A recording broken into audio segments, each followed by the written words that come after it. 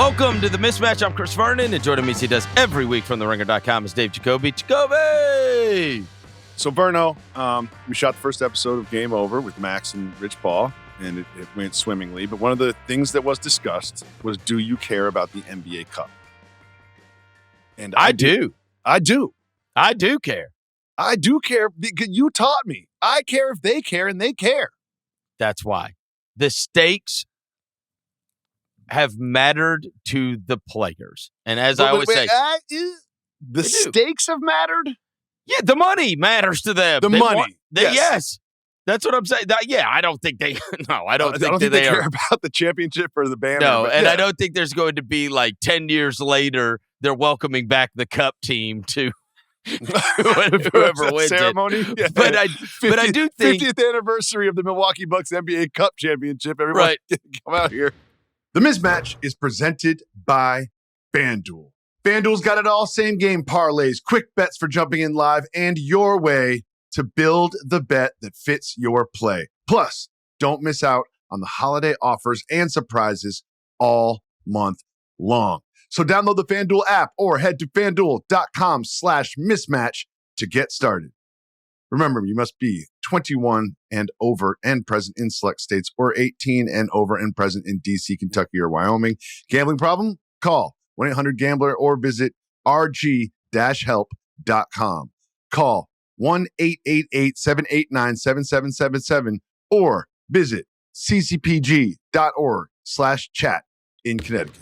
But I do think that money matters, and I do think that the competition, the fact that you are standalone with everyone watching you on national television with 2 games on Tuesday night and 2 games on Wednesday night, you know as well as I do that we don't have, it used to be really like the Thursday night games would be the only ones that you'd feel like there was like a community experience. Like maybe Christmas would be a community experience where you feel like everybody's kind of watching the same thing. Well, what era are we talking about? Because when we were growing up, Saturday, right? Saturday, No. The NBC Saturday game was like the Super Bowl. For sure. I'm talking about the way it is now. The only ones that are special used to be, and we'll see how this goes, but that were special where everybody kind of went out of their way and you felt like maybe Christmas, the Thursday night games, maybe like a big Sunday afternoon after football's over. Late season ABC Sundays, yeah. Yeah, after football's over. But but on your average NBA night, 7-8 games going on, right? You and I both have the same experience. We're trying to keep up with these. We've got League Pass pulled up. We're seeing what's close so we can watch, one game, but then catch the last 5 minutes of the others.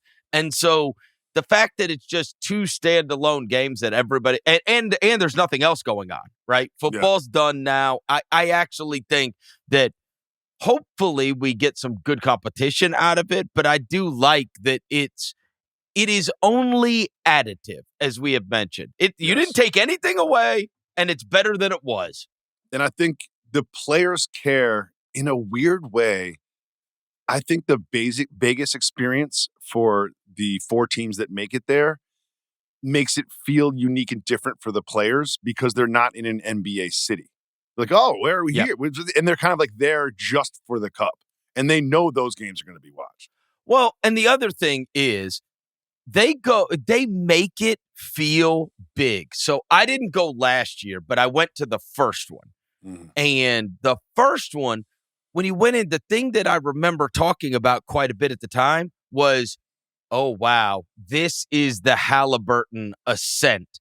Like, you were walking around, and you were walking around Vegas, and, like, huge building-size billboards of Tyrese Halliburton. You're like, whoa, this is not, like, this is an Indiana Pacers player. Like, and they really got behind it, and then he had the big game against the Bucks, and he's doing the Dame time thing to Lillard. Like, it was a real deal when that happened. And I do think that when you get there, they have like all kinds of events going on with it.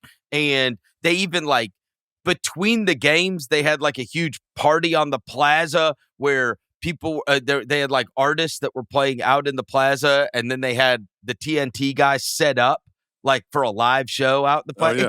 It felt they make it feel big when you're there.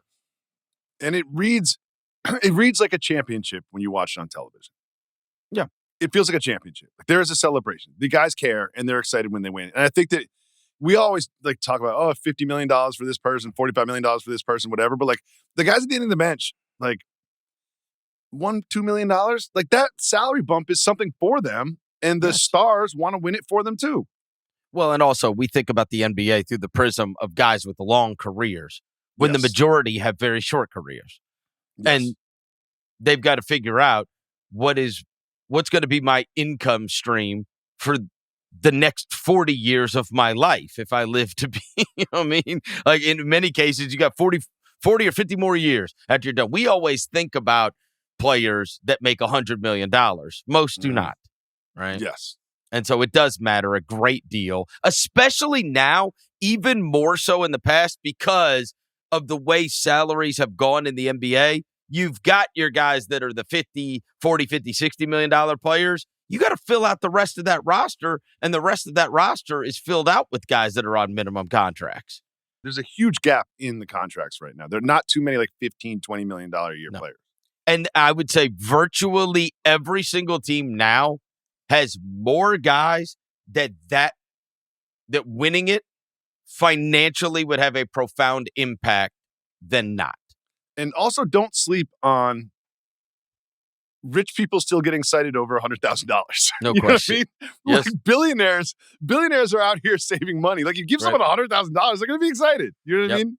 They're going to be excited. We are recording the show on Monday night. There are a couple of games that are going on while we are recording. The Pacers are about to finish off against the Kings. The Suns and the Timberwolves are playing as we are talking, and the Spurs are up by double digits on the Pelicans. So we'll keep you up to date if those games end before we are done. But we have cup games that are about to be going on. So we are going to give our thoughts on the 8 teams that are playing in this Emirates Cup that starts tomorrow night. The first game out is going to be the Magic and the Heat. So we got bad news right away, Jacoby, with Franz Wagner's MRI, which I guess was good news that it wasn't. It's not bad news.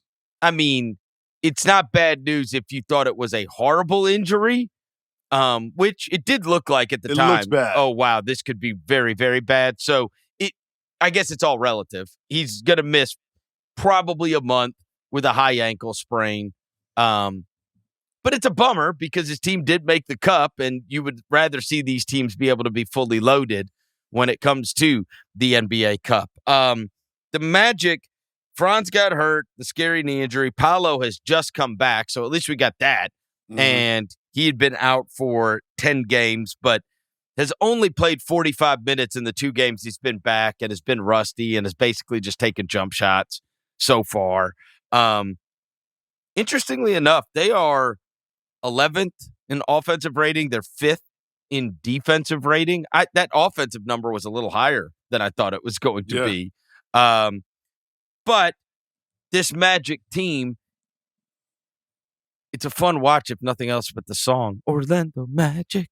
Well, they played defense. Because they played the Knicks, 7 times this year already. They play the Knicks every other night.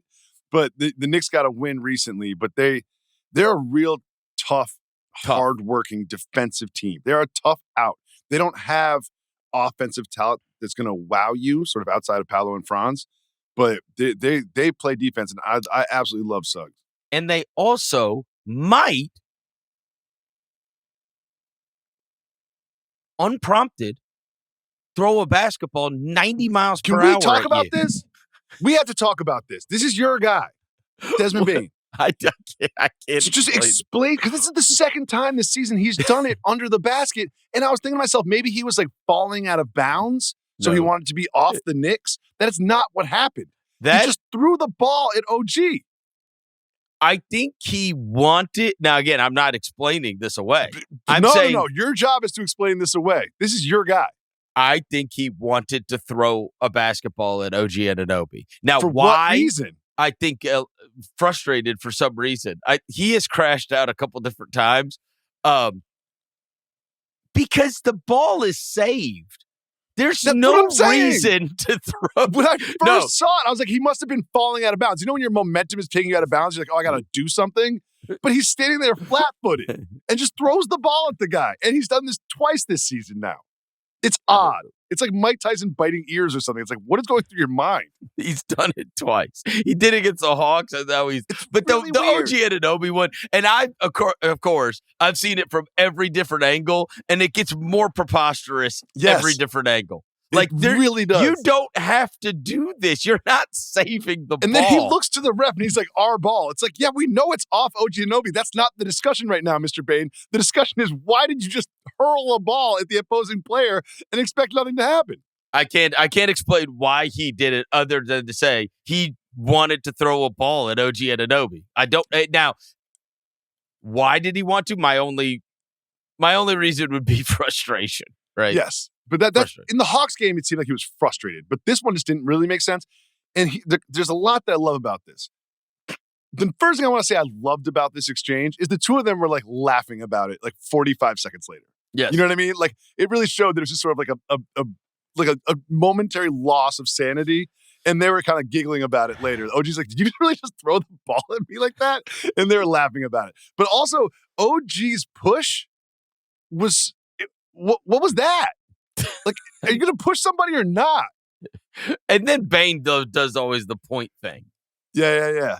It is the high elbow point. You did it right. Yes. It's always a high elbow point because he's kind of little. You know what I mean? Yeah. So you can't point like that. That was just an insane exchange. But like, I think that without Franz, it's going to be very tough to beat the Heat.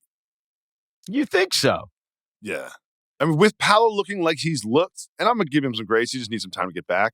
And without Franz, like, where is the offense coming from? Is Bane going to take 30 shots? Well, no. I think it's one of those where you just grind it down. That's what it is, because the Heat offense has been not as good as, like, it either looks unbelievable or it could look pretty messy. And they've lost 3 straight going into this, including to the Mavs and the Kings. And Hero's been out for a couple with the toe injury. Yeah. And they're to that point, a super wild stat that was in John Schuman's article today. When I said it either looks really good or it looks like crap, they have the weirdest stat when it comes to figuring out whether or not this is going to go their way or not tonight. They are 13-2 if they're winning at halftime. What? They are 13-2 if they're winning at halftime. They are 1-8 if they aren't. So if it's working, it's working. If it's not, it's not. Like, they only have 14, right? They are 14-10 so far this season. 13 of those games, they've been winning at halftime. So keep an eye on that tomorrow night whenever we're watching the Magic and the Heat. Because when it's cracking, it's cracking. Do you think FanDuel knows about that? I'm unsure. I would imagine they probably have somebody. They probably put that in the algorithm. Yeah. They probably have somebody that knows about that. If I were to say to you last year, what's the major problem with the Magic outside of health, obviously, what would you say? It's obvious.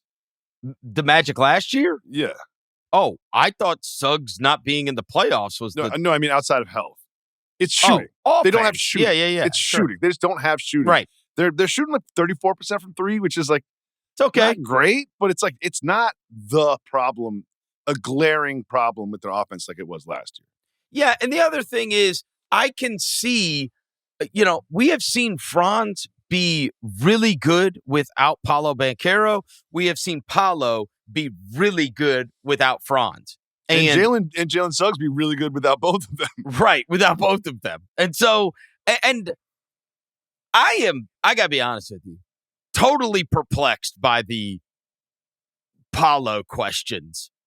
Is Paolo, can he be a big-time winning player? Is Paolo this? Could they be better with it? Paolo Banchero is 23, and our memories are just so short. Yeah. Paolo Banchero is 23 years old. I mean, when he was 2 years ago, when they played in a Game 7 against Cleveland 2 years ago, The guy had 38 and 16. And don't forget, right after that, the beginning of last season before the oblique injury, he was on fire. On absolute fire. When he's right, he's right. He's just not physically right. We haven't seen him physically right since the oblique injury. I think it's fair to say. I think that's fair to say as well. And, I mean, we've seen him in the playoffs twice. One year he averaged 27. The other year he averaged 29. Right? Like, the guy's been like 28. In losses. A lot of those were losses. But I got it. But that's what happens when you're young. This guy is 23 years old. Like, he's nowhere near a finished product. Jason Tatum and Jaylen Brown, we just went through this, didn't we? We just went through it with these guys. It's like, are they going to be able to do it? Are they going to be able to win? Which one should you trade? Are they going to be able to play together? It's like, geez Louise, if you got this kind of level of talent, let it play out. He's 23 years old. When Paolo is right and he's operating from the free throw line off a short roll, like he can do everything. Everything. He can shoot it. He can spread to shooters, and he can get to the basket. He can do everything. And you could see a game between, I hope this isn't so, but you could see it, especially given both of their defensive metrics, because they're like 5 and 6 in defense, and then they're both middle of the pack offense. That's how it happens for the Magic. It turns into a rock fight that you win 96-92 or some crap. You know? They always say styles make fights. Right? Yeah. And one thing that's so interesting about this is two completely different approaches to the game of NBA basketball. Yes. One team wants to grind out possessions, pick you up full court and make you use 4 seconds to get to half court and then 10 seconds to get into your offense and just make everything difficult for you. And the Heat just want to run. There's like we don't even want to pass the ball 3 times to get a shot up. And one thing about the Heat I found interesting as we were preparing for this program, the Mismatch. Thank you for listening. You've pointed out this in the past, and I think you're kind of right about that. The sheer number of assists that your team operates with is not the greatest metric in terms of like ball movement. But we think about the Heat offense under your guy LaRoche as this: we don't pass, ISO, get past your man, and then make things happen. They're second in assists in the entire league. Oh, no. They still pass. They just don't set screens for each other. Yeah, they get past your man, draw a double, and then pass. Yeah. You are driving, kick, right? You know what I mean? You are just, what you're not doing is bringing that extra defender on the guys. Yes, but when you think about it philosophically, you think about like a Carmelo Anthony ISO scorer. They're playing ISO basketball, but they're moving the ball after they create an advantage. Well, and a lot of that, too, is because Adebayo is really good at keeping the ball moving. And they've got and they've got guys that are team basketball players. They don't have guys like, not everybody on their team, in fact, very few of the guys on their team has to have the ball to be effective. No. Right? A lot of them, and certainly it's been a super revelation with Norm Powell that was just like, that wasn't just getting to be, the third or fourth guy on a team. Like he's gone there, and he's had 20 points in 14 of their 19 games. I have to admit that I was wrong about this. I thought that Norm Powell's sort of like ascension last year, late in his career, was a function of the Clippers offense and James Harden sort of creating for him. Yeah. But what he has done this year with the Heat, like this is absolutely real. Like the idea, I'm not going to break it down as simple as Norm Powell left the Clippers and now they're terrible and falling apart and Chris Paul's getting angry and they're planting trees. But I did not see this level of success. And I think another person that everybody forgets, Andrew Wiggins. Mm-hmm. Everybody just forgets Andrew Wiggins. I love Davion Mitchell too. I've always loved Davion Mitchell. If you remember last year in the play-in, like Mitchell had these huge games. Because the thing about him is he couldn't shoot threes, but he was hitting last year, and he's played well this year too. Yeah. So it'd be fun. It's 2 Florida teams playing against each other. I do think of these 2 teams, one of the things that we talk about when it comes to the NBA Cup is it possible for this to end up being a finals preview? And, at the beginning of the season, I had the Knicks and the Thunder. Okay. Mm-hmm. I will say, of the teams that are involved in this, in the East, I could foresee a circumstance where the Magic could get to the finals. I do not believe there is a Oh, no. circumstance where the Raptors or the Heat will get to the finals. Well, the I'm saying problem with all of these 8 teams is there's some serious injuries up and down almost all of these teams. But I could see I'm saying of the 2 East teams. Without Wagner, you could see them getting to the finals. No. I'm assuming they're going to have Wagner back in a month. I'm saying if. Oh, you mean the finals? The finals. Oh, I think meant the cup finals. No. The finals. I'm saying if we're looking at this and going, could the finals in the NBA Cup be an NBA Finals preview? To me, the only circumstances of which that could apply are if the Knicks or the Magic were to make it. Certainly, I don't see a world in which Knicks. the Magic win the Eastern Conference Finals. I do not see that. I'm saying they're the only other one with a chance. I don't think the Heat or the. But again, what about when the Heat had Giannis? Also, could be total foolishness. If we were talking about this December 8th last year, no one's talking about the Pacers. They were a losing operation. Yes. They're a losing team. Yeah. It would be the equivalent of, Yes. Here, let me go find somebody right now. It would be the equivalent. Let me find somebody with like a losing record. Chicago is 9-14. And then we look back and we're like, nobody was talking about the Bulls. Like, yeah, of course we were. Watching Starting Five, which has since been canceled, like Tyrese Halliburton was like, should I take a mental health break? That's how bad they were. Right. They were terrible. Yeah, they're terrible. So anything can happen, but in this particular game, I got the Heat. All right. I'll go Magic because I want the song. Knicks and Raptors, the other one in the Eastern Conference, because the Eastern Conference has center stage on Tuesday night. Knicks are 3rd offense, 14th defense, 16-7 so far. They've won 7 of 8 games. They killed the Jazz and started the game up 23-0. That was unbelievable. Like, you see Real Hardy yelling at the team? Well, that was in the next game. Yeah. Well, yeah, he's had enough against of this. The Thunder. I'm tired of telling you guys to play every hard. Every night. It's just like, play harder. It's like me talking to my kids. It's like, be better. Is this the time where the Knicks can finally get over the NBA Cup quarterfinals hump? This is their 3rd trip to they the lost to the quarterfinals. Magic last year, right? They always lose to the Magic for some reason. It's their 3rd trip to the quarterfinals. Yeah, they played Toronto a little over a week ago and beat them by 22. Yeah, they look good in that one. The Toronto without RJ Barrett feels like a very different team. They've cooled off so much. They lost to the Hornets in Toronto.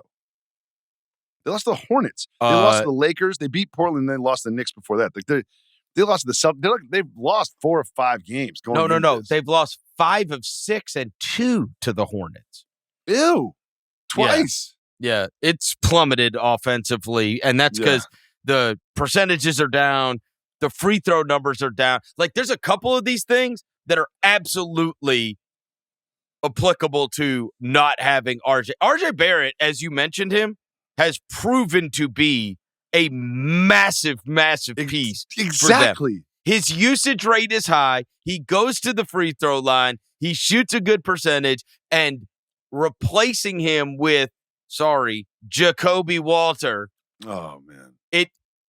You're just as we say, we talk about how players, sometimes it's not the individual player, it's how the individual player affects the group. The other thing is what's the drop off to whatever, right? Who's the next guy in line, right? So to your point about, Norm Powell, it was like, bro, Norm Powell was giving you 80% of Kawhi Leonard last year. Like, people were talking about him as an all-star, right? So it was like, okay, Kawhi Leonard's out, but the guy that's going to be catching the extra usage rate, that guy can do it. Well, that has proven to not be so with Jacoby Walter. Like, they really need RJ Barrett. The baseball stat value over replacement player. Right.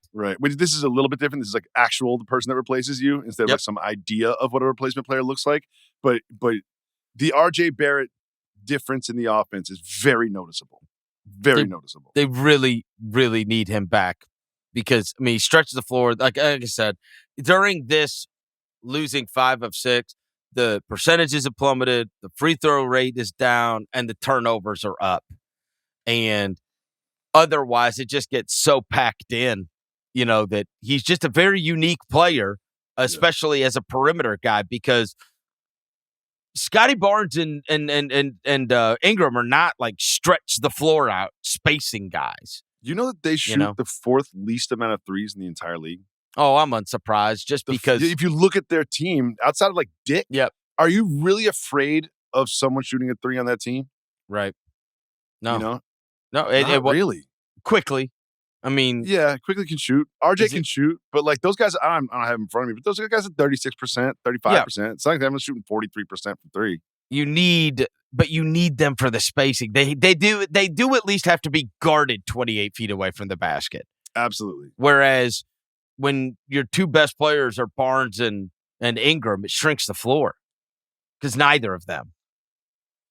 The Celtics have a good defense. And I was watching that game on Sunday. The Celtics have a good defense, but the Raptors just did not have answers. Mm-hmm. They did not have answers offensively. If it wasn't a contested mid-range from Ingram, it wasn't happening. Yeah, this one's turned into a little bit of a bummer just because it would have been nice to see RJ and Quickly going up against the Knicks and the or you want to see the a Raptors hot team. Like when the Raptors were hot, now they've lost 5 or 6. They're limping into this thing. They're limping into it, and the Knicks just demolished them 8 days ago. Yeah, and they've won 4 of 5. The Knicks made it look easy. However, I don't know how serious this is, but Cat was listed as questionable. I think he's going to play, but he's got something, and Deuce is out. I don't know if you guys saw it, but Deuce McBride got hurt, and Deuce is an important player for the Knicks rotation. He's an important. He does a lot of good things for them. The Knicks aren't exactly full of on-ball stoppers. You know what I mean? Because they've got OG and Bridges are their defenders, but they're more wing defenders. Like Deuce is a true on-ball defender. If I'm not mistaken, when I was looking through all the stats for all of these different teams. If I'm not mistaken, the second highest net rating on the Knicks, like just play 100 possessions. Here's the offense. Here's the defense. Here's what's happened on average. The second highest was Deuce McBride. When he's hitting threes, there's no reason to take him off the floor. There's no reason. When I tell you who number 1 is, it's going to make sense to you. But the number is just freakish, like truly. When OG Anunoby is on the court for the Knicks, they have outscored their opponents on average by 18 points per 100 possessions. His net rating is 17.7. When he is on the court, they have had what is equivalent to the second best offense in the NBA at 123 points per 100 possessions. They have also had a defensive rating of 105, which would be second in the NBA. Now, keep in mind, they're 14th. They're like middle of the pack defensively. When OG Anunoby is on the floor for the Knicks this year, they have had a top 2 offense and a top 2 defense, statistically. We got to bring Tibbs back to play OG 47 minutes a game. How crazy is that, though? Makes sense. So here's what I want to talk to you about. Does it feel like that as someone who watches Knicks games because all he's been the time? out. Because he was out for 10 days. It feels like so. That. Probably missed 3 or 4 games, and they just don't have true defenders. They have Bridges and OG, and Hart does his best, and Mitchell Robinson can rim protect, but they don't have guys who are great on the defensive end outside of OG. And OG he's not a highlight defender. He's not going to get 7 steals and big blocks or whatever. But he makes your best player pass up offensive opportunities because he's in front of them and shutting them down. Well, and he's also, while he is not the tallest guy, he has this totally freakish wingspan that allows him to guard 1 through 5. And strength. Like when he's got an arm bar on somebody, they're going nowhere. They're going absolutely nowhere when he's got his forearm on you. Yeah, there are the guys like that have the wingspan. And look no further. You remember going into the draft, he was one of those names that came up when we were talking about Cedric Coward. Oh, yeah. I was like, because it's like, yeah, they're this height, but their wingspan is that of someone way taller than them. Yes. So when they put their hands over their head or by their side, they might as well be 6'10", but they're 6'6". Right. And then and so these guys, it just translates, and they really do. They really can wreck an offense because they're so switchable all the way through the lineup, as long as they're, fleet of foot. And OG is a very stoic human being, sort of like his facial expressions and his emotions. But when he gets this look sometimes, and he gets in a defensive stance and he's on ball, where it's just like, I'd be like, no, thank you. No, thank you. He just gets locked in sometimes. So here's what I want to talk to you about, Verno, regarding the Knicks. Jake Fisher has reported and confirmed that Giannis has a preferred destination with the New York Knicks. There's also been reports of like some trade discussions over the summer that were proposed or whatever. I've made it very clear on our last pod, I don't have to repeat my whole thing, that I don't think they should do this. But what do you think? It depends on the price, but I mean, Cat plus Deuce, Cat plus OG, I think Cat if plus you, something plus I picks. think if you could get Giannis Antetokounmpo, I think you get Giannis Antetokounmpo. Oh, the one thing, two things here. Number one, we know that history tells us you need to have a top 5 guy in the league. Jalen Brunson. Okay.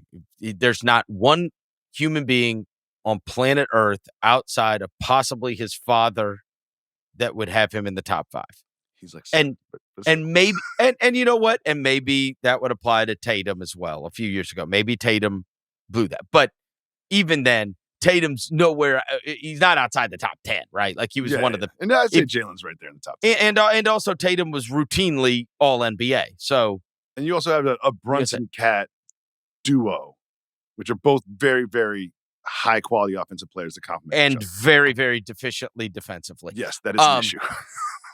The second thing is, and this is more important,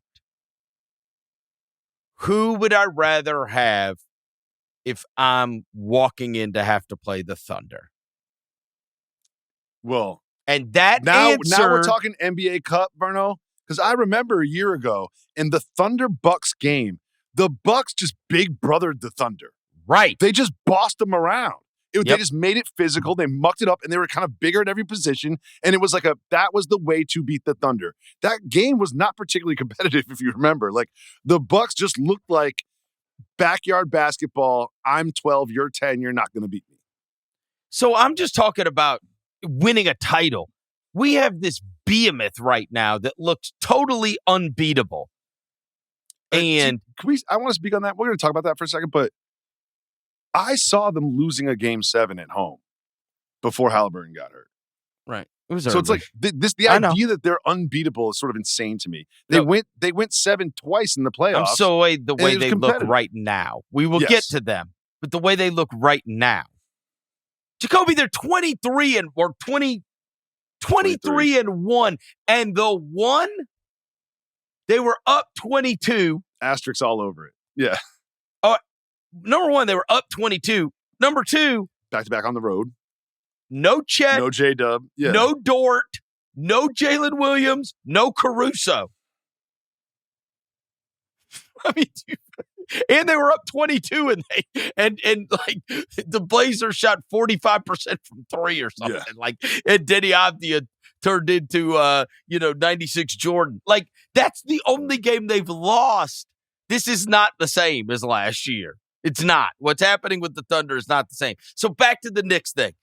I would rather bring Giannis to a finals party than so you would give OG and Cat in a pick. I don't know if if you're the Bucks, what are you doing with Karl-Anthony Towns and OG Anunoby anyway? I don't want to give up OG Anunoby. Deuce and Cat. No, I mean I think it has to be Bridges, right? Ew. I know. But again, it's Giannis. He'd be the best player on your team immediately. I know you guys are all married to Brunson and you love Brunson, but I mean, like, come on. Dude, are Brunson and Giannis a good match? Should they be on the same team? Why not? I mean, you're going to turn Giannis into like a pick and roll guy? No.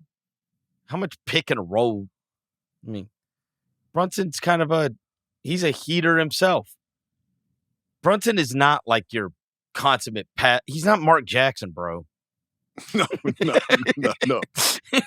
I mean, he Yeah, ain't looking to pass it to your ass. I don't think I've ever seen Brunson call a play. Yeah. I don't think I've ever seen him like point, like, you go over there. We're gonna run this. Yeah, that's not what he does. Now you could say though it didn't work with Lillard, and so that was a better, that is more Brunson-y. Yeah. With the Lillard thing. But I don't know. I think if you could have Giannis, you get Giannis. If that is his preferred destination, and I could put together, honestly, I think what you would probably find is you'd have to rope in a bunch of other teams to make it happen. It's also the price. Like if my wife said my preferred destination for a vacation this summer is Saint-Tropez at a fancy hotel, I'd be like, that's also my preferred destination, but it costs too much. Yes, we're not going there. All right, let's get to the Thunder because that's the team that I mentioned that you have to look at. The reason I said it was different this year is because they've won 15 straight now, ho-hum. They're 23-1. They have not had their top 7 available for a game. They have had 6 of their top 7 for 8 games of the 24. Who are you calling 6 and 7? Because they could have. You could put probably. I'm talking about in terms of minutes. They're top guys. Oh, okay. Because I was going to say, like, if I was going to rank the Thunder, we could have arguments all day about 6 and 7. Okay, that's fine. But Hartenstein's missed the last 5 games. Caruso's missed the last 4 games. Lou Dort's missed the last 3 games. No one has noticed, right? Nope. And the net rating of everyone on their team is between 15 and 20, outside of one player who is a plus 29 per 100 possessions. That is Alex Caruso. He's plus 29. No Chet, no Dort, no Jalen, no Caruso in their one loss that I mentioned they were up 22. But here is the most absurd of all of it. Last year, the Oklahoma City Thunder set the record, NBA record, for the best point differential in NBA history. It was plus 12.87. I don't even want to know what it is this year. That was last year. That defeated the 71-72 Lakers, the 70-71 Bucks, the 96 Bulls, and the 16-17 Warriors. Those were the teams that had the highest point differentials in NBA history prior to last year. That was 16.8 is what that was 12.8. They broke the record. So far this year, through 24 games, their point differential is plus 16.1. Jesus. So the NBA record is 12.8, held by last year's Oklahoma City Thunder through the first, and they haven't even had their 3 players points better yet. than that. They haven't had anybody. Against the Jazz. Against the Jazz, they were missing what? SGA didn't play. Hartenstein didn't play. Caruso didn't play. Dort didn't play. Isaiah Joe didn't play. And Chet and J-Dub didn't have to play in the fourth quarter because they were blowing out the Jazz. Brandon Carlson hit 3 threes in the first quarter. Brandon Carlson! Oh, yeah, and then you're watching, and it's like, Brooks Barnhizer? That guy, that's not fair. I think they made him up. He's AI. That guy's not real. I've seen him come in the game. I'm like, I don't know who this person is. And then he knocks down a 3. You're just like, what is happening here? Well, and even more embarrassing, they have the Clippers pick, and Topic is going through his Sorber bout with testicular cancer, and they don't have Sorber this year. Sorber. So the stupid. Last 2 first-round picks are not even available. If you did a split squad with them, Like sort of like when like Michigan does like the maize and blue game or whatever. You know what I mean? If you did that with this team, like where would they end up in the Western Conference? Oh, that's a good one. If they didn't have it, could there you split squad? Could you say no. you have two coaches draft players? No. Could their second five be a playoff team? Oh no, I don't think their second five could be a playoff team. I mean, they don't lose. Well, but you're not going to get Chet or Hartenstein. That's a little too. You're gonna have that's a little too much. But if you had two coaches draft players from the Thunder, I think both of those teams would be playoff teams. But what if AJ Mitchell's like Harden or something? Like he is. We look back and it's like the Jazz game was. It's just like it's ridiculous. They don't have anybody. So yeah, I'm just saying that's what you have to. I think when you look and go, that's the team that we have to beat to win the NBA Finals. That's what would make me think longer about trading for Giannis. And it was Giannis and the Bucks that just bodied them last year in this Cup game. Well, and they're playing. I bet on the Thunder. I remember this game. I was like, "What is happening here?" They're playing the Suns, and well, one thing I want to say before we move on from the Thunder is like, what was their sort of Achilles heel last year? Same as the Magic, shooting. If they get cold from three, they can lose games. It happened a couple times in the Nuggets series. Well, and also, if they didn't turn you over an extreme amount, it gave you a chance because they scored literally a quarter of their points off of turnovers, and that was way easier said than done. Like they turned everybody over. Well, a lot of those led to transition because they say points after turnover, but sometimes you get a turnover and it turns into a half-court possession. Right. They turn turnovers into transition baskets all the time. Runouts. All the time. And right now they're shooting 37.5% from three. That's not bad. Like that's not is not a weakness for them anymore. Okay. One caveat. They have played the easiest schedule in the NBA thus far. Okay, fair. No, I'm just mentioning that as a maybe they won't be 23 and 1 every 24 segment. Yeah, you don't think they're going to be 48 and 2. Maybe somebody can catch them. I also think in terms of like the historical record stuff, I think they're going to be so far ahead of the number 2 in the Western Conference. It's going to be a little bit like those NFL teams that don't play week 17 and 18 or whatever. I don't think they're going to win 78 games. Like they're going to have to downshift at some point and rest SGA. They just won the title and they've come back more locked in than ever. I can't believe how locked in they are for a team that there is a sentiment of after you win the title, you're a made man then, right? Oh, yeah. And so it's just the championship hangover, the disease of me. It's happened so many times in the history of the NBA. And none of that seems applicable. Not at all. The thing that really scared me was the Lakers game. Remember, it was a primetime game. I forget what night of the week it was. But it was like a national game. And the Lakers could not do anything against them offensively. Well, we might get that again. All right. So they are playing against Phoenix. Phoenix is middle of the pack offense, middle of the pack defense. Now no Booker. That's the thing. No Green, no Booker. They're just going to have to lean on Dylan Brooks to take 40 shot attempts. And he will. He will. In fact, I'm just going to, because you've had a full Dylan Brooks experience, and he's sort of having a moment here. They won tonight. They ended up beating Minnesota. Timberwolves. I didn't see that happening. They ended up beating him and Brooks was 7 for 20. He was their leading shot taker, but wow. God bless. Is that so? Do you know he leads the team in field goal attempts per game? Of course he does. Wouldn't you think Devin Booker would do that? Look, if you're Jordan Ott, wouldn't you just look at that and be like, hey, Dylan, maybe Devin Booker should be taking more shots than you? Just an idea. We're just spitballing here. No bad ideas in a brainstorm. I mean, I told everybody 3 years ago,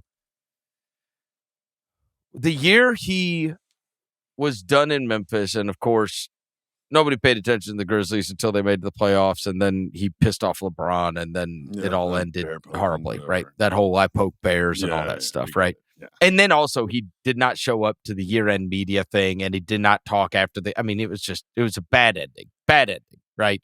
He did not, quote, stand on business. He has grown up since, so I'm told. That season, though, not one human being in the NBA took more shots and made less than Dillon Brooks. And not one player took more three-pointers and made less than Dillon Brooks. And that was on the team that had John Morant, Jaren Jackson Jr., and the rest on that team. So, there's no stopping this train, bro. He is taking the shots. I didn't want to say that he's a much better offensive player than he was that season in Memphis. The mid-range thing has come along, for sure. Yeah. He's averaging 22 points a game. He's having a career year. He still takes a lot of bad shots. A lot. Yes. Minnesota, they went on that little run at last weekend where they beat Boston and they beat San Antonio. Mm-hmm. And I was like, oh, well, that was at the end of November. And I was like, we talked about how they hadn't gotten wins against any winning teams. There's a couple. But then again, tonight they played a team with a winning record and they lost to them in Phoenix. This Minnesota record is a very weird one, man. They have we got to keep an eye on them because they're 15-8 and they lose to everybody good generally and beat everybody bad generally. Now they did get those wins against Boston and San Antonio, so we got to set that aside. That was two good ones. Where it was like heads up. I mean, that was Jaylen Brown and Edwards going band for band in what was a really good game last week. But anyways, we have to talk about Colin Gillespie for a second because I just love these stories. He was a G League player. He was on the Nuggets. He was on the Nuggets G League team. Yes, and then he just shows up, and now he's starting for the Suns and hitting all of his shots. Oh, it's yeah. Awesome.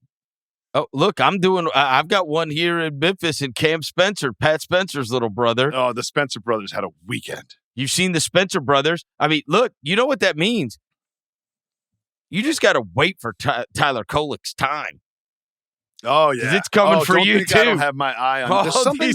There's something that all these players have in common, Verno. And I just can't. I can't put my finger on it. What do you think it is? The return of the white guy. But also true white guys. Tyler Hero is not nearly as white as Tyler Kolek is. You know what I mean? Yeah. This is real caucasity. They played lacrosse. That's how white they are. They played lacrosse. Dude, I also think what's happening in the Spencer household? They must have just beat the shit out of each other all the time. They're so intense and competitive.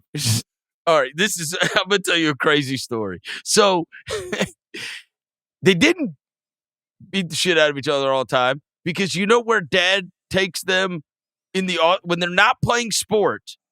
You know what they do during the summers? It must be like a Khabib in UFC. Do they wrestle bears in Bosnia or something? No, you're gonna laugh hysterically. Where does he take them in the summers? They play golf. Oh. And there is a FedEx St. Jude playoff PGA golf tournament that is in Memphis, okay, where the 70 best players in the PGA come and play. And so the head of security for the Grizzlies takes Cam Spencer out to the golf tournament. He has never been out to the course, to the golf as tournament. As a patron, to just watch it. Yeah. And he's watching it, and he's like, I play golf too. And he's like, oh, okay, cool. He's like, hey, well, we have a group that plays out here. He's like, maybe I'll bring you out here with me. And Cam Spencer was like, I'd love that. And so anyways, they go out. And so this is the security guy telling me this. He goes, so the tournament is on Sunday and Justin Rose wins the tournament. We stayed till the end, whatever. Had a great time. 2 days later, a guy I know has a tee time out there.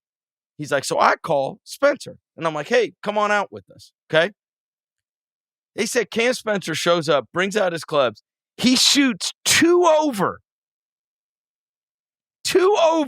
from the tips where the PGA players play. What? He shoots 2 over. That probably would have put him in middle of the pack. The PGA, Look, he said he never misses a fairway. I'm like, hold on. So anyways, I run into Spencer and I'm like, yo, dude told me you shot a 2 over out at TPC Southwind. And he's like, yeah.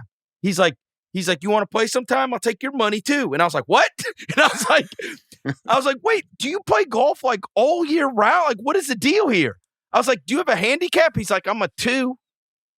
I'm like, you're a 2 handicap. He's like, yeah. And I was like, do you play like when you guys go on the road? He goes, no. He goes, I only play golf in the off season. I put the clubs up 2 weeks before training camp. They are in my closet. They do not come out until after the season. That's it. And I was like, so you won't play until he's like, no, I don't play. And I was like, how many times did you play like during the offseason? He was like, probably like 40. And I was like, 40? 40 play every, like, That's a lot. No. 40's a lot. No, he plays constantly. It's all he does. And then he gets right back to basketball. And, look, I've got to get this guy on my show because they're one of one. Like the Pat Spencer thing that's going so big right now. My buddy sent me a video yesterday. Memphis played against the Portland Trailblazers yesterday at 5 o'clock on a Sunday afternoon, right? Mm-hmm. I usually go down to the arena. I took my daughter yesterday. We went down around 3:30, something like that. My buddy texted me a video at 1:30, and Cam Spencer is the only one in the forum. Lose Yourself by Eminem is playing over the speakers, and he's in a full sweat. Did it just play once, or is it Lose Yourself on repeat? I'm sure it's on repeat. It's at 1:30. The game's at 5. That's too much. He goes and works out for like 2 hours. These guys are maniacs, Jacoby, is the whole point. And they're evidently, so the dad, the brother, Pat, that plays for the Warriors, and Cam all play golf with each other. And they're all awesome. We've already talked about this for too long, but I do have one follow-up question I want to ask you. Yeah. So remember, the U.S. Open was at Bethpage Black last year, right? Mm-hmm. And that's in New York. It's not like people think it's like in the city. It takes an hour to get there, whatever. But a lot of people I know went there. Yeah. And they're like, do you want to go? And I thought to myself, what is the experience of going to? Oh, it's awesome. What is awesome about it? A party. It's just for the party. No, it's people just, seeing in the party. Drinking beers and like watching people hit golf balls? Because that doesn't sound fun to me. Yeah, do you mill about from hole to hole, or do you stay in one spot? So, again, we have spent too much time. The best thing I ever did with your kid, if you could take your kids. Now, if you're with my kids have no interest. That would be awful. That would be awful. They'd just be complaining 40 minutes into it. You think so? But what I know so. We know my kids. When I bring the kids, I take lawn chairs and we set up at one hole, and then we watch every single player come through. And a lot of times they'll throw the ball to my daughter, or they'll high five her or whatever. So she loves that. She doesn't care about golf. She cares about she's up close with the athletes, right? Like it's fun. When I go with my buddies, I just bop around and go watch the best players. It's a drinking thing, though, isn't it? I mean, can be, for sure. Can be. I'm not going. I can live my whole life and never go to a golf tournament. I'm fine with that. All right. Anyways, so we got Thunder and the Suns. Then we have Spurs, Lakers. Spurs. Guess who we're picking in the Thunder Suns game? Yeah. I mean, I'm picking. Let's just pick, since we're not picking who's going to win. Let's go over under on Brook shots. Oh, that's great. I'm setting the over under 23.5. Oh, I'm over. No Booker? I think he took 25 in their last game, if I'm not mistaken. Not tonight's game, the game before that. I mean, it's wild. I'm over 23.5 on shot attempts for sure. Okay.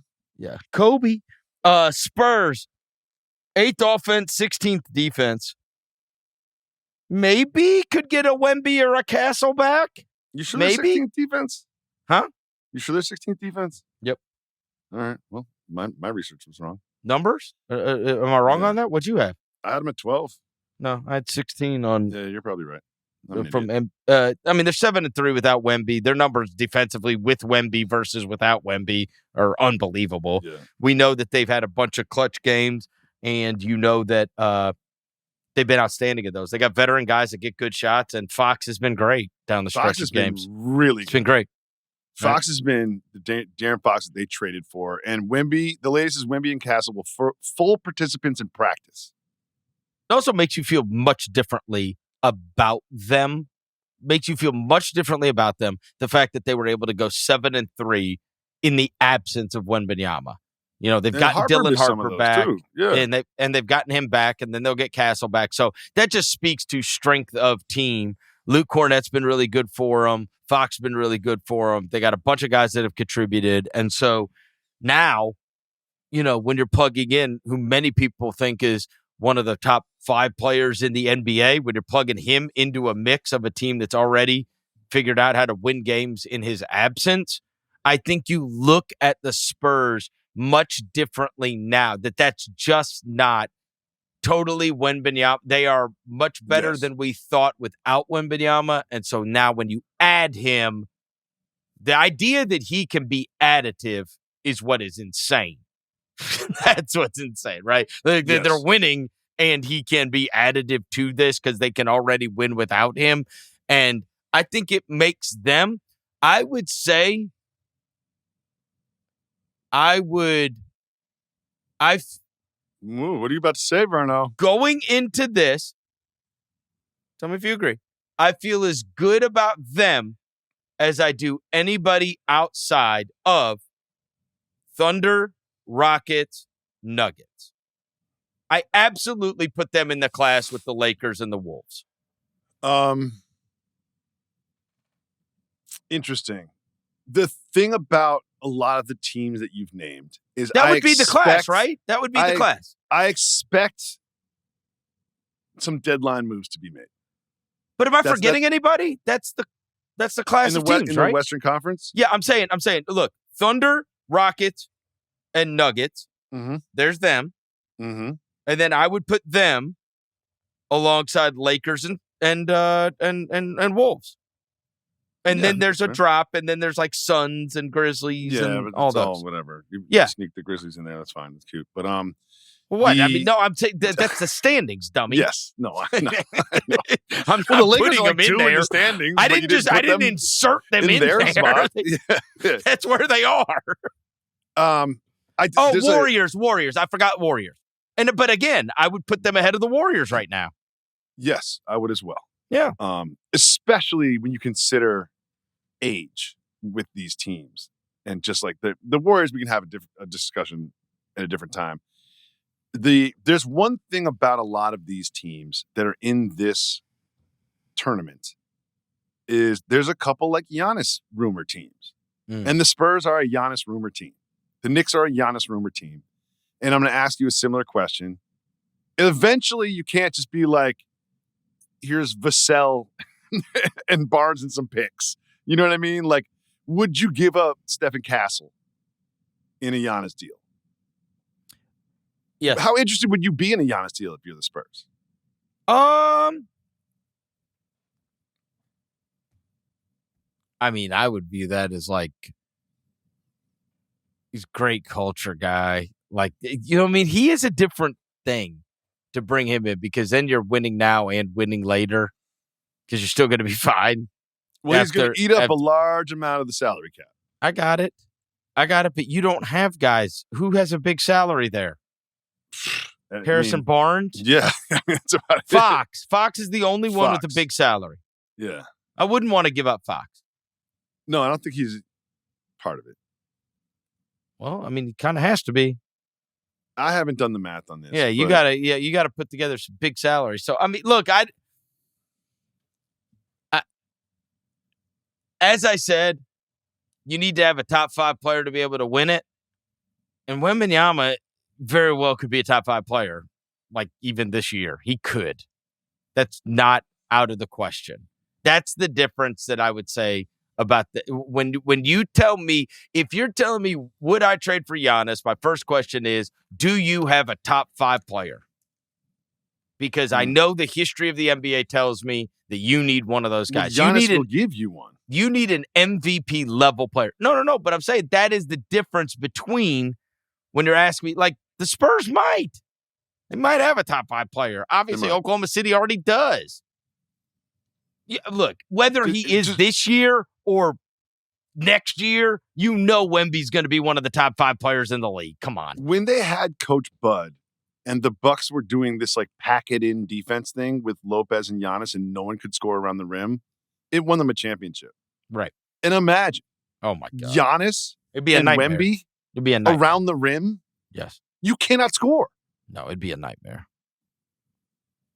I mean, I don't even know, I don't know what your approach to scoring would be. You just The have to other just thing, jack up threes. the other thing, and at that point, do you look at it and go, okay, we have just extended this timeline where we can win right now. And but look, generally they have been one of those like, all right, we're going to do this on a timeline. Like the Fox thing is so we can be super competitive and get playoff with Giannis, experience right now. No, I'm saying we can get playoff with experience. Wemby, I'm sorry. Yeah, with Wemby right now. And then we're going to look up and in 3 years, Castle and Harper and these guys, they're all ready to win, right? Like you don't have to win.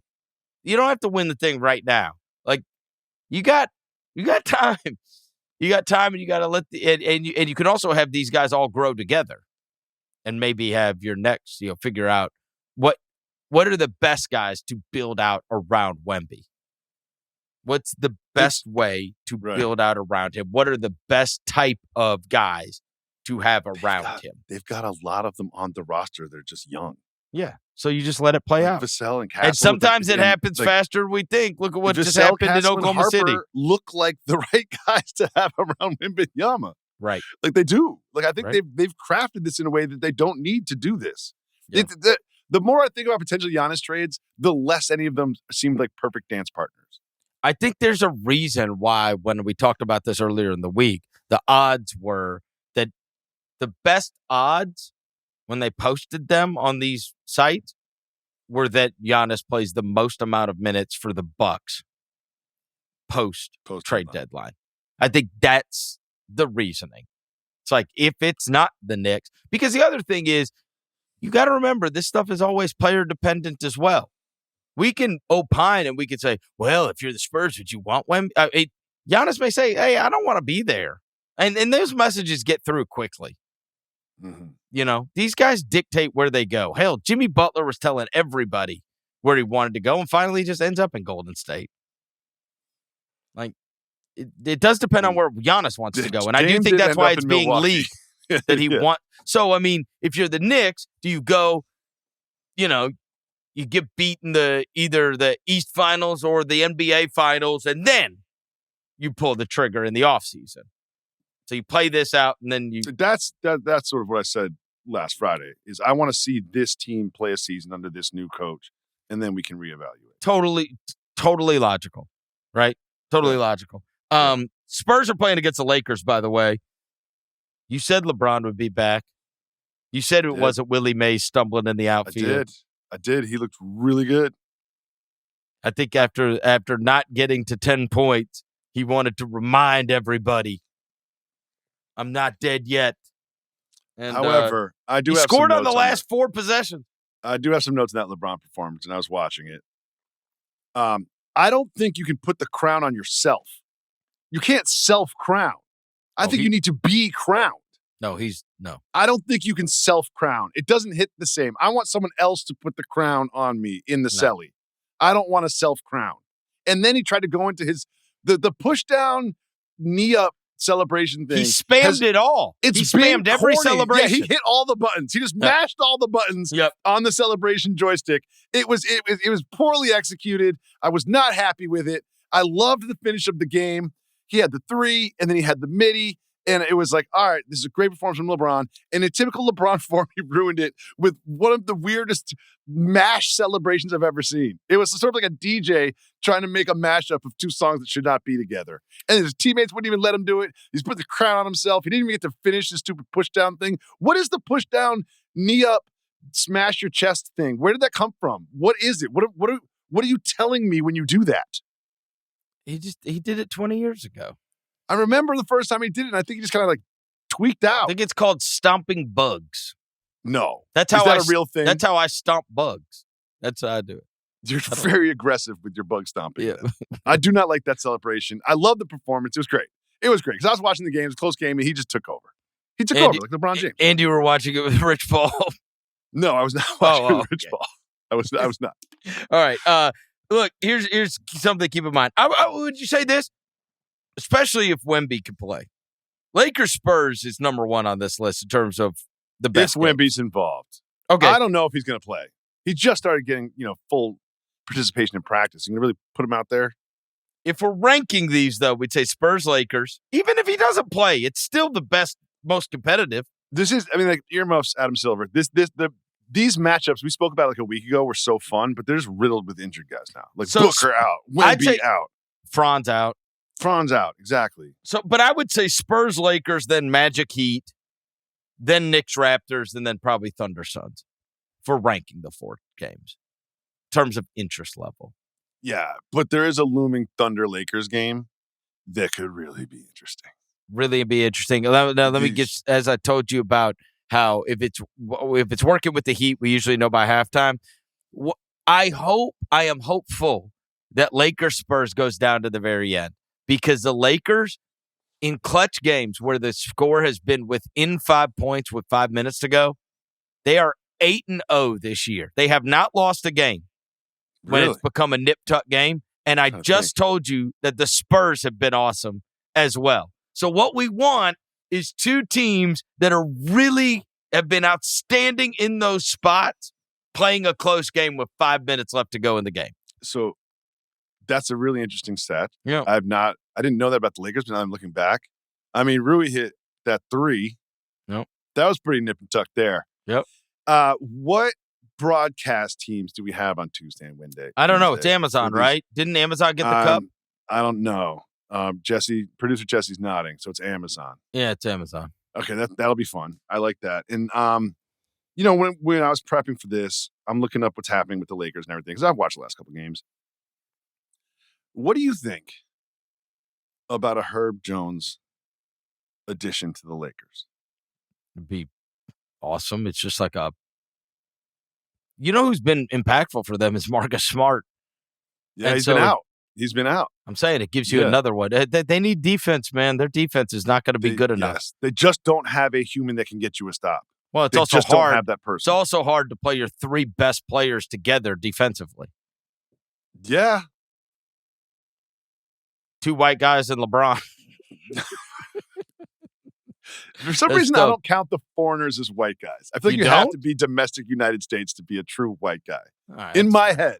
Tell me I'm wrong, but in my head, you're like, Luka defends like a white guy. He defends like a white guy. He looks like a white guy. Caruso notwithstanding. Caruso Yeah. notwithstanding. Yeah. Caruso, again, there's levels to the caucasity. He's more Doug McDermott than Kirk Heinrich. Yes. But I think I don't think they could put together something for Trey Murphy. That's something they have enough. But Herb Jones would be a real nice fit here. You got LeBron James he's on the last year of his deal. Like, do what you have to do. Yeah. Cash it in. Do it. All right. Last thing before we get out of here. I want to hear, all right, number 1, I want an LA review. Okay. Since you haven't been there in a while. Mm-hmm. And number 2, I want to hear about Kellerman and Rich Paul and what I'm going to get to hear. LA review. It cannot be understated how much better it is to be a sports fan in the Pacific time zone. It's just a better experience. What? Football Sundays, the night game ends at like 8. You can like go out to dinner after the night game.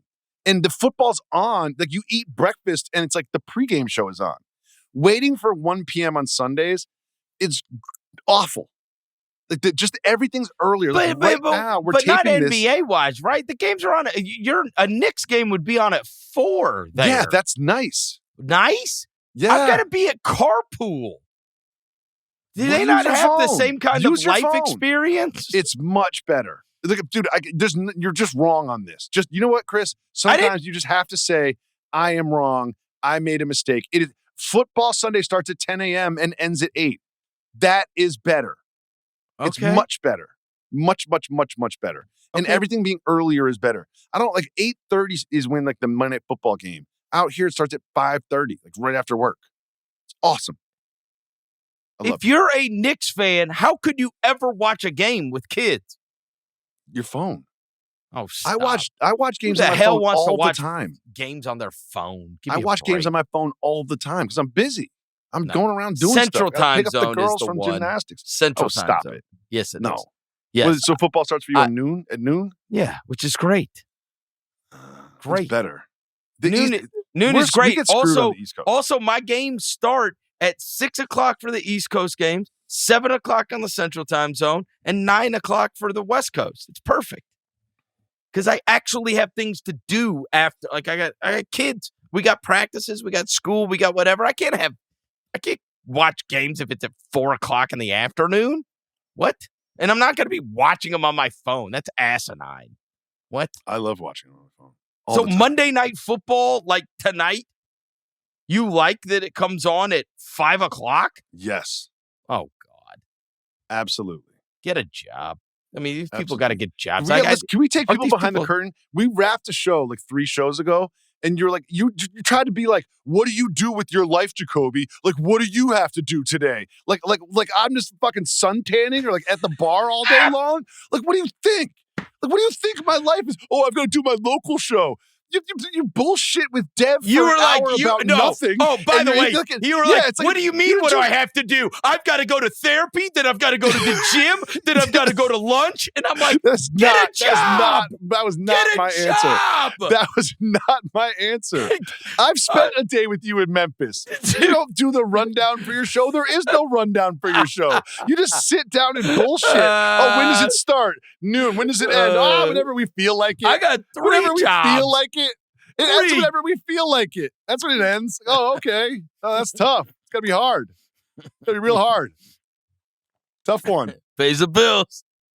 Tough one.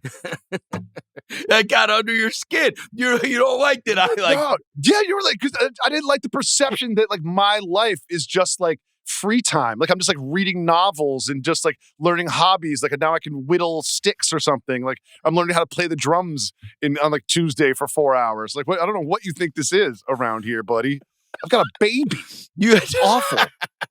You haven't had a baby for like 12 years. You haven't had a baby for 12 years. You forgot. They suck. They suck. It's impossible. A horrible pull-out game. It's impossible. Hold on. Let me tell you about Rich Paul and Max. Yeah, please. Max is an excellent broadcaster. He's been doing it forever. Yeah. And Rich Paul just knows things that you don't know. You know what I mean? The one thing I find very interesting about this combo is we've been doing this for a long time in sports media. You're either like us two jerks, guys that follow sports very closely and are semi-entertaining about speaking about them, or you're a former athlete, right? Yep. Or you pair the two together, right? Which we've seen a million times over. But we haven't had, or you're an insider reporter like the Wojs or the Shams, right? We haven't had sort of an insider like Rich Paul with a platform like this. You know what I mean? He's not a reporter. He's not a former player. Right. But he has information that we don't have. He knows how things work in a way that we do not, which makes him sort of unique in the landscape, which makes this show sort of exciting. And he is willing to say said thing. Yeah. Oh, yeah. I mean, that's what matters. Are you willing to say them into a microphone that is broadcasted? And he's not afraid to, like, I think everyone thinks he's going to, like, use his agenda or, like, talk positively about LeBron. He literally said today on the show, he was like, the Lakers are not championship contenders. That is not a championship contending team in any way, shape, or form. Well, I mean, they kind of told us that in the memo before the season. Remember? They were like, he ain't got long and he wants to win now. And he's cool and he's funny and he knows stuff. Yeah. And I'll also end it with this. I'm not a huge fan, but I didn't realize this. Adele was there. No. She's in like a room watching the show, and in the middle of a taping in a break, she's like, I've got to go, Rich. I've got a thing. I've got to go to class. Bye. And I was like, oh, that's Adele. And then she walked out. Oh, I would have freaked out. I've got to go. I don't think I can name an Adele song right now. I like a couple of them, but I can't like name them. What's her biggest hit? I could name 20. What's her biggest hit? I love Someone Like You. Oh, that's a good one. That's a good song. I love Adele. She's very talented. Oh, I would have freaked out if I saw Adele. Go. I'm sorry, Rich. I'll call you later. She's got a real thick accent. Wow. I just turned around. I was like, who's that? I was like, oh, go. She was at the studio? Yeah, but she was tucked away. But they wouldn't let the Gen Pop like myself sort of get exposed. I understand. I heard she was there, but I just and then she just, go. That's awesome. Yeah. All right. I guess that show launches, tomorrow? Pretty much, yeah. Tomorrow. But the thing is, why would you ever drop your first album the same day and time that the Mismatch comes out? It's going to get lost. No one's going to talk about it. Big mistake. When you drop at the same time as the Mismatch, what are you doing? What an error in judgment. What are you doing? Especially our NBA Cup special. Our NBA Cup special? What are you guys, stupid? What are you thinking? What are you mad? This is just terrible business decisions. They called from Sweden. They did. I don't speak Swedish, but someone was yelling on the phone. That's right. Why would you ever put this head-to-head against the Mismatch Emirates NBA Cup special? Why would you do that? And he said, because I'm Muhammad Kellerman. And they were like, still, that's a mistake. It's the Cup special. We know how big that's going to be. Exactly. I just want to apologize to everyone that spent all their day today working hard on that show that no one's going to see because they're going to get overshadowed by the Mismatch NBA Cup special. Yep. We've got to go. We got to go. Thanks to our executive producer, Jessie Lopez, as always. And Jacoby, I'll talk to you later this week. Must be 21 or over and present in select states. For Kansas, in affiliation with Kansas Star Casino. Or 18 and over and present in D.C., Kentucky, or Wyoming. Gambling problem? Call 1-800-GAMBLER or visit rg-help.com. Call 1-888-789-7777 or visit ccpg.org/chat in Connecticut or visit mdgamblinghelp.org in Maryland. Hope is here.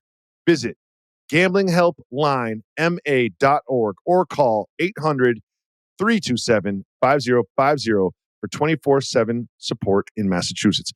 Or call 1-877-8-HOPE-NY or text HOPE-NY in New York.